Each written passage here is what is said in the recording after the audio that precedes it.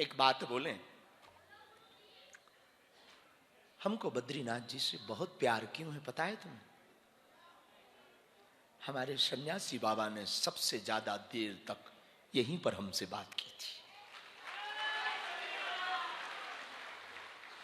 जब हमारे दादा गुरु का शरीर शांत हो गया 2010 में, तो उन्होंने जो हमको कृपा दी, तो जो हमारे सन्यासी बाबा हैं, सिद्ध हैं अदृश्य रूप में, वो हमसे बात नहीं करते थे। तो 11-12 में हमको बहुत परेशानी हुई कि दिखते थे, कभी कभी दर्शन होते थे 2-4 महीने में, हमसे बात नहीं करते थे। तो मन बड़ा बेचैन रहता था। हमने बहुत प्रयत्न किए। 11-12 सन 2011-12 में, यही कोई 14-15 साल 16 साल की अवस्था रही होगी, भारत भ्रमण किया हमने। चित्रकूट गए, वहां टाठी घाट गए, कामाख्या गए, तारापीठ गए। तारापीठ में 3-3 अमावस्या रात में रुके कि वहां बड़े बड़े साधक रहते, शायद कोई हमारे गुरु से हमारी बात करा दे। बात नहीं की। फिर असम गए। असम में एक जगह है म्योंग, जहां का काला जादू फेमस है, वहां भी गए। तो लोगों ने कहा कि वहां ऐसे ऐसे जानकार रहते हैं कि वो लोगों को मेढक बना देते, ऐसे जानकार रहते।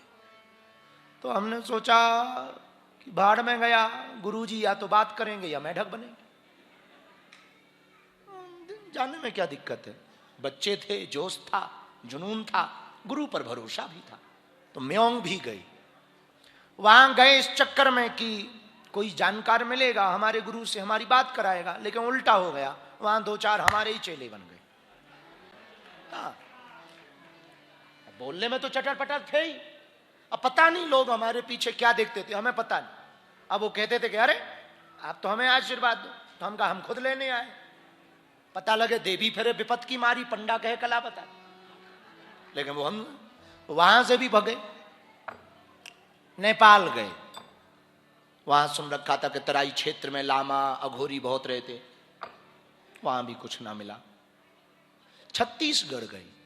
छत्तीसगढ़ में एक दंतेश्वरी मंदिर है, नवरंगपुर, जगदलपुर। वहां सुना था कि अच्छे अच्छे साधक रहते, देवी से बात करते। तो हम इस चक्कर में गए कि देवी से सपोर्ट लगवाएं कि हमारे गुरुजी हमसे बात करें। 8 महीने लगभग घर से बाहर जब हो गए, तो सोचा कि अब वापस जाएं। मां भी चिंता कर रही होगी। 4 धाम की यात्रा 2012 की खुली थी, तो केदारनाथ दर्शन की भावना जगी। केदारनाथ के लिए पैदल ही जाते थे, क्षमता तो थी नहीं, लक्ष्मी थी नहीं, ट्रेन पे किराया नहीं लगता था, ट्रेन पे ही बैठ के जाते थे। और ज्यादा से ज्यादा कोई टीसी पूछता था तो कहते लीजिए जेल ले चलो, कम से कम खाने तो मिलेगा। और लंगर प्रसाद कहीं ना कहीं भगवान कृपा कर देते थे, मिल जाता था। कोई ना कोई ऐसा जगत भगत मिल जाता था, गाड़ी में ट्रेन में भंडारा करवाता था, ऊपर से किराया देता था। अब वो क्यों देता था हमें आज तक पता नहीं, पर करता था। तो सोचा कि अब बद्रीनाथ होकर के घर वापस जाएं। तो बद्रीनाथ आए। बद्रीनाथ में ऋषिकेश तक गाड़ी वाहन से, बस से आए थे। वहां से पैदल चलने का सोचा, दूर ज्यादा है। एक भगत जी मिल गए, तो वो हमको केदारनाथ की यात्रा जहां से प्रारंभ होती वहां तक लेके आए। 22 किलोमीटर की पैदल यात्रा शुरू की। और पहली ही घटना विचित्र घटी, हमने शायद एक बार बताई भी, महाराज जी ने भी बताई। चाका से निकल के चट्टी पड़ता है एक, तो वहां चाय पीने के लिए बैठे, बच्चे तो थे, कुछ रुपया जेब में डले हुए थे, लोगों के दिए हुए। चाय का शौक तो था ही, और ठंडी भी बहुत थी। तो वहां चट्टी पे बैठ के चाय पीने लगे। तो एक बूढ़ा दादा, एकदम सफेद, बड़ी प्यारी मूर्ति उसकी, बड़ा प्यारा स्वरूप। बूढ़ा दादा, पेट चिपका है, थोड़ा पेट झुका हुआ, एक धोती पहने, मोजा और जूता पहने और टोपा लगाए, हमारे बगल में बैठा। लगा कोई यात्री होगा। खुशबू बड़ी प्यारी आ रही थी चंदन की। तो हमारी आदत है कि कोई भी बगल में बैठे तो हमने कहा बाबा चाय पियोगे? तो उन्होंने कहा हाँ पिएंगे। तो हमने एक चाय और ली, उनको दी, पीने लगे। तो उन्होंने पूछा बच्चा कहां जा रहा है? हमने कहा कि हम केदारनाथ जा रहे हैं और फिर वापस जाएंगे या बद्रीनाथ जाएंगे। उन्होंने कहा भोजन किया? उन्होंने कहा नहीं किया। भोजन करेगा बच्चा?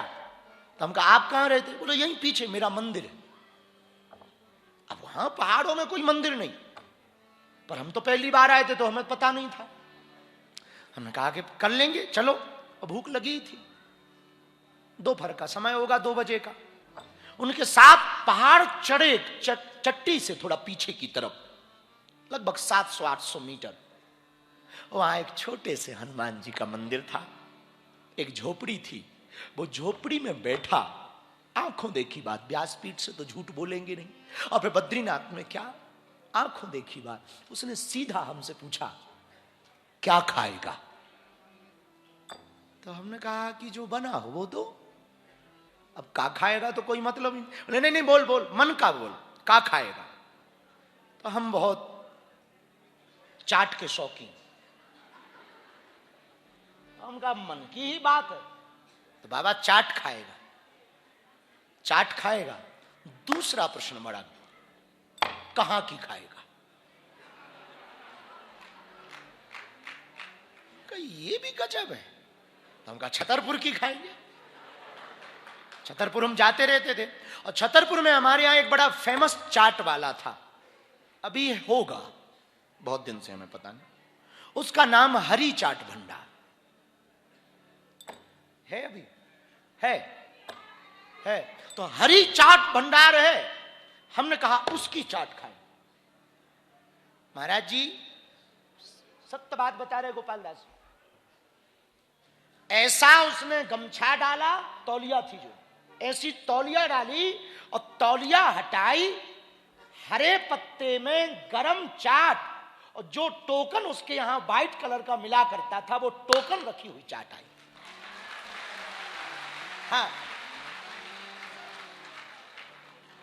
एक टोकन देता था व्हाइट कलर का, तुमने देखा होगा, व्हाइट कलर का टोकन देता था, वो टोकन ऊपर रखा हुआ चाट का। हम तो पगले आ गए। हम कहा बाबा यही शक्ति चाहिए अपन को, चाहे जो हो जाए, जर्मनी के आम खाए। फिर हमसे बोले बच्चा बद्रीनाथ चले जाना, लौट के आना, हम भंडारा कराएंगे। लौट के आज हमको कितने साल हो गए? 26 को 12 करो तो कितने साल होते हैं? 14-15 साल हो गए। 10-12 बार तो हमने खोज लिया, 3 बार महाराज जी ने खोज लिया वहां जाके, आज तक वो न स्थान मिला न वो महात्मा मिला। लेकिन जैसे ही बद्रीनाथ आए, हमारे सन्यासी बाबा ने हमसे बात की।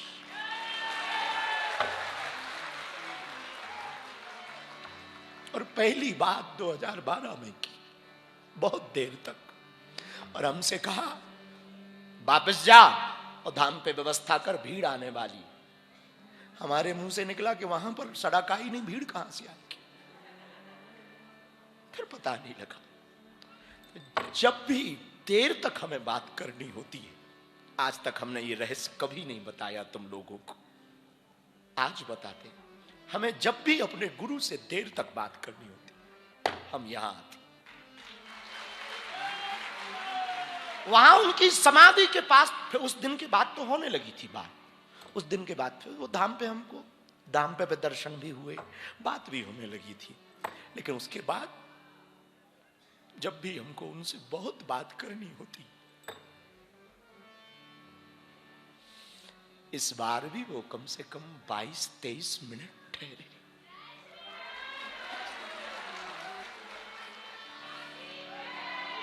बहुत दयालु है, बहुत दयालु।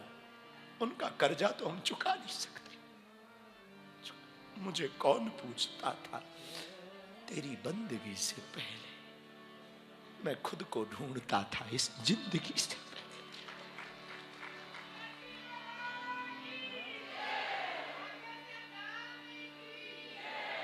गुरु तो गुरु होता है, गुरु गुरु सदा अपने बच्चों का हित चाहता। और मेरे पागलों, इस बार तो वो थोड़े भावुक थे। हमने पूछा क्या हुआ?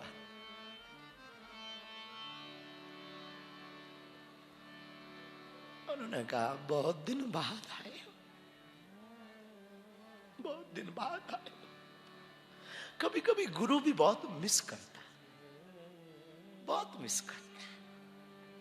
और याद रखना मेरे पागलों, कभी तुम्हें तुम्हारे गुरु का टेलीफोन आए अब वो पूछे कि तुम बहुत दिन से दिखे नहीं, समझना तुम्हारा गुरु मिस कर रहा,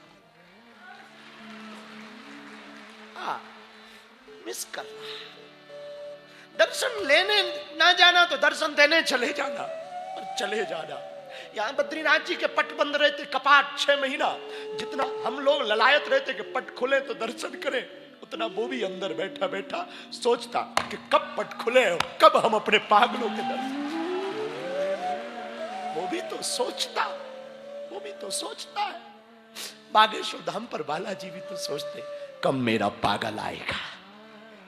वो भी तो सोचते, जितना तुम मिस करते ना उतना वो भी मिस करते। ऐसा हमने इस यात्रा में महसूस किया। 21 दिन में गुरु भी मिस करता है। मेरे पागलों, भूवैकुंठ पर बैठ करके हम सब धन्य तो हो रहे हैं।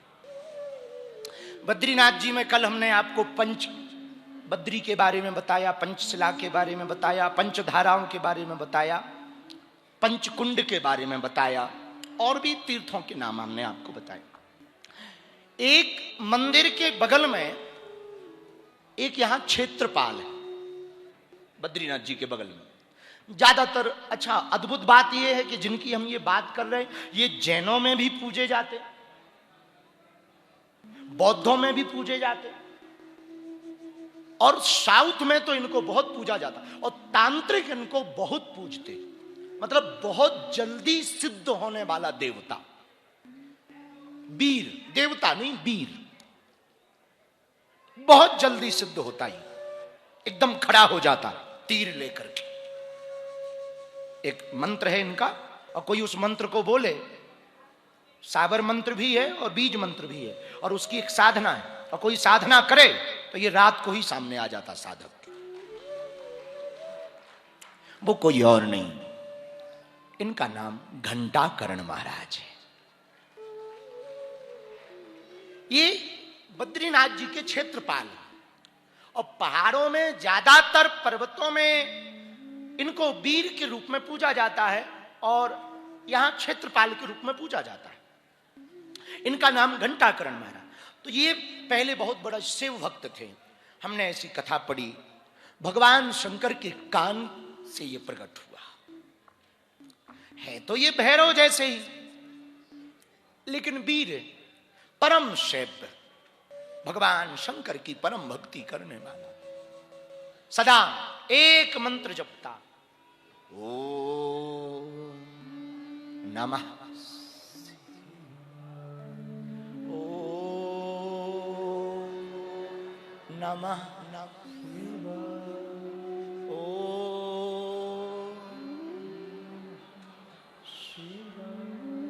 और केवल एक मंत्र नमः शिवाय का मंत्र जप करता था। इसे दूसरा भगवान प्रिय नहीं थे इनको, और किसी दूसरे भगवान का नाम हमारे कानों में चला ना जाए, हमारी भक्ति टूट ना जाए। इनका नाम घंटाकर्ण ही इसलिए पड़ा कि इन्होंने दोनों तरफ घंटियां टांग ली, घंटा टांग लिए, और कोई नाम ले, राम राम राम राम, नारायण नारायण नारायण, तो ये बजा दे। हमें दूसरा सुनना ही नहीं है। हाँ, कोई शंकर जी का नाम ले तो सुनता, बाकी हमें कोई नाम सुनना ही नहीं, एक ही नाम सुनना है, ओम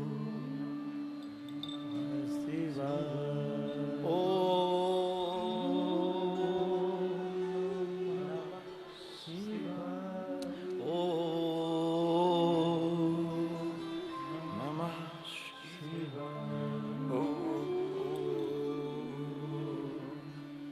सदैव इस नाम का जप करते रहते हैं। भगवान शिव प्रसन्न भय।